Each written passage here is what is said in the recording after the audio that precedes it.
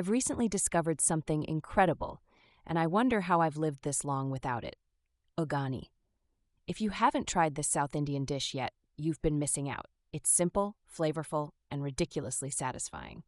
Uggani is basically puffed rice, also called murmura, turned into a savory dish packed with spices, aromatics, and texture. Think of it as comfort food that also tastes like a festival in your mouth. It's perfect for breakfast or as a light evening snack. But here's the kicker. It's lightning fast to make. We're talking 15 minutes from start to finish. No tricky techniques, no hard-to-find ingredients. And for something so quick, it doesn't compromise on flavor. That's rare, right? You start with puffed rice, the kind you'd usually find in Indian or Asian grocery stores.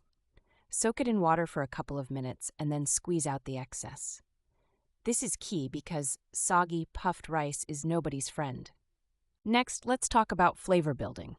You'll need the usual suspects: onions, green chilies, garlic, and curry leaves.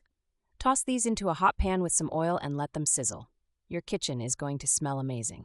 Now here's where the magic happens: turmeric, roasted graham powder, and salt. Turmeric gives it a vibrant yellow color, making it Instagram-worthy. And the roasted graham powder? That's the secret ingredient that ties everything together. Don't skip it.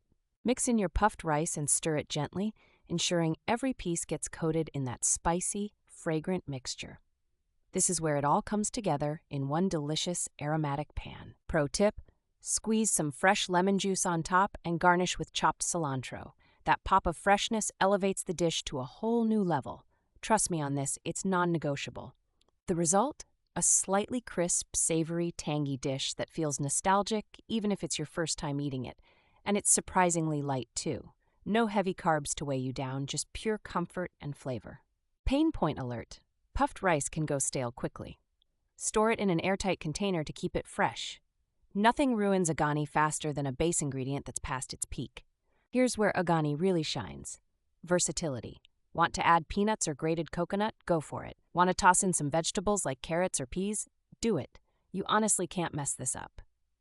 I make this all the time now. It's that perfect mix of quick, inexpensive, and deeply satisfying. Portland's weather has been cold lately, and this dish feels like a warm hug in a bowl. Highly recommend.